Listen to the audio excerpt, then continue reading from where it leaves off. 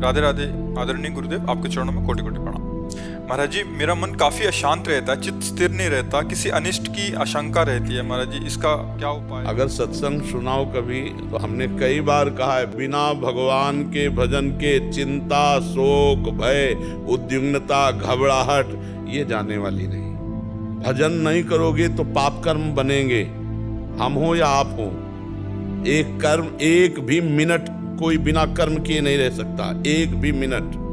और अगर हमारा भजन और भगवान अध्यात्म से चित्त नहीं जुड़ा तो शरीर से जुड़ा है, और शरीर से जुड़ा है तो वासना से जुड़ा है, वासना से जुड़ा है तो पाप कर्म होगा, पाप कर्म होगा तो पक्का यही चलेगा, चिंता, भय, शोक, उद्विग्नता ये अंदर आएगा। आगे चलकर ये डिप्रेशन रूप रख लेता है। तो अगर हम नाम जप करें, भगवान का आश्रय ले लें, सत्संग सुने, गंदे आचरणों पर रोक लगा दें तो अभी ठीक हो जाए। लेकिन अपने लोग गंदे आचरण भरपूर करते हैं और सोचते हैं कोई जंतुर बांध दे, कोई छूछा कर दे, हमें ठीक कर दे। विश्व में कोई पैदा नहीं हुआ, विश्व में कोई पैदा नहीं, सब नौटंकी नाटक, कुछ नहीं। को न काहू के दुख सुख कर दाता, और निज कृत कर्म भोग सुन भ्राता। कोई दुख सुख देने वाला नहीं, आपका कर्म ही दुख सुख देने वाला है। तो अभी बच्चा संभालो तो अपने को संभाल सकते हो। नाम भगवान का जप करो, राधा राधा राधा राधा। और जो गंदी बात है वो आप जानते हैं, वो मत कीजिए। देखो, ये कोई अगर कहे कि हम पाप कर्म को जानते नहीं थे, हमसे हो गया, तो मुझे लगता है कि ये झूठ बात है। आपके हृदय में भगवान बैठे हुए बता देते हैं कि गलत है। डर तभी लगता है जब गलत होता है। भय, चिंता, अनिष्ट की आशंका तभी होती जब पाप बन जाता है। आपसे पाप बन गया है, स्पष्ट है। आप अपने रजिस्टर को खुद जांचिए न्यायाधीश बन करके, तो आप देखेंगे कि अगर इन पापों का मुझे दंड मिलता तो कितना भयानक होता। और वो पाप गुप्त हैं तो गुप्त नहीं रहेंगे, वो आपको ही जलाएंगे, वो आपको ये केवल आपका प्रश्न नहीं है, ये लाखों का प्रश्न है। ये आपका केवल प्रश्न नहीं है, ये लाखों मनुष्यों का प्रश्न है। सबके हृदय में चिंता, भय की आशंका, शोक, आगे की चिंता, व्यर्थ चिंतन, ये सब बना रहता है। इसी को मिटाने के लिए अध्यात्म है, बहुत प्रसन्नता हो जाएगी। हम ये कह रहे हैं, अगर चित्त भगवान में जुड़ा है, कोई भय नहीं, कोई दुख नहीं, कोई शंका नहीं।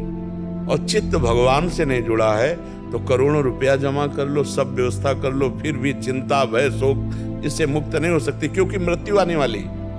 सबसे भयावह दृश्य जो है कि जो कुछ हमने समेटा, इतनी मेहनत से कमाया, घर, मकान, दुकान, पुत्र, पति, सब परिवार, सब, वो एक मिनट में छुटा देगी मृत्यु। और आपको अकेला जाना है, वो भय कैसे मिटेगा?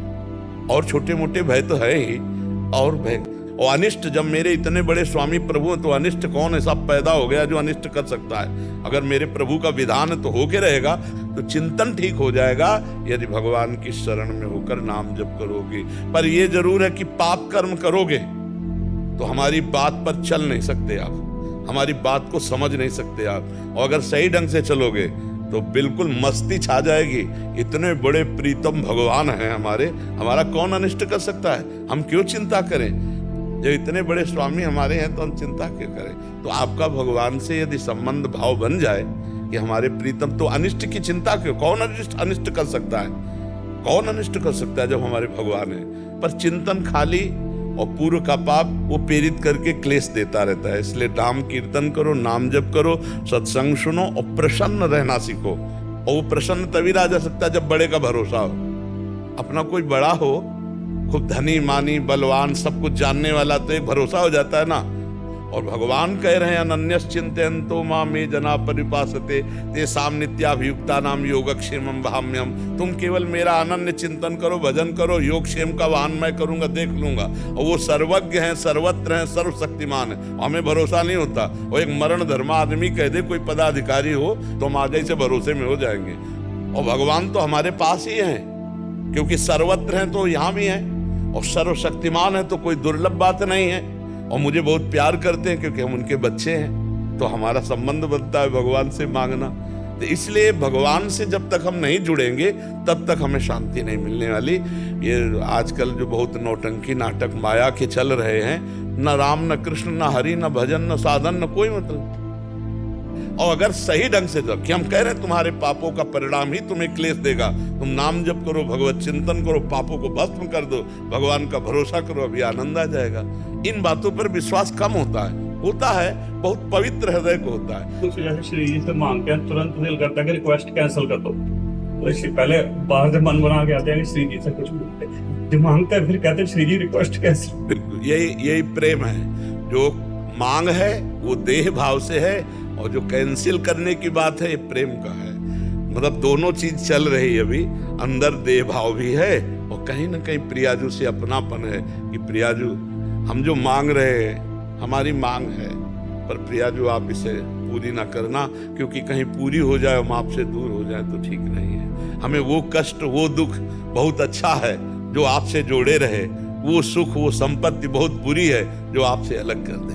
ये बहुत अच्छी बात है, बहुत अच्छा हृदय है, और ऐसा ही भाव धीरे धीरे बढ़ाना चाहिए। और फिर कोई भी मांग नहीं रखनी चाहिए। क्या मांग रखनी? जैसे अपनी माँ को पता है कि बालक को कब बाल भोग पवाना है, कब हमें राजभोग पवाना है, कब शयन करवाना है, ऐसे मेरी श्री जी को पता है कि मुझे कब क्या देना। सब व्यवस्थाएं भगवान कर रहे हैं, तो हमें मांगने की जरूरत। हमें एक बार भी श्री जी से नहीं कहा तुम्हारी गरज हो तो करो, हम क्या, हम तो तुम्हारे लिए है।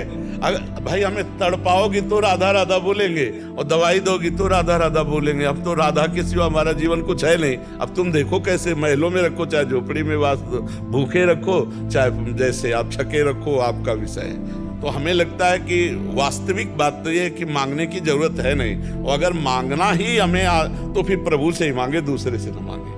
बने तो रघुबर ते बले, बिगड़े तो भरपूर, तुलसी औरन ते बले, ताबली पे धूर। बहुत बढ़िया श्री जी व्यवस्था करती है, उनकी व्यवस्था लोक परलोक सब संभाल देती है, सब संभाल देती है।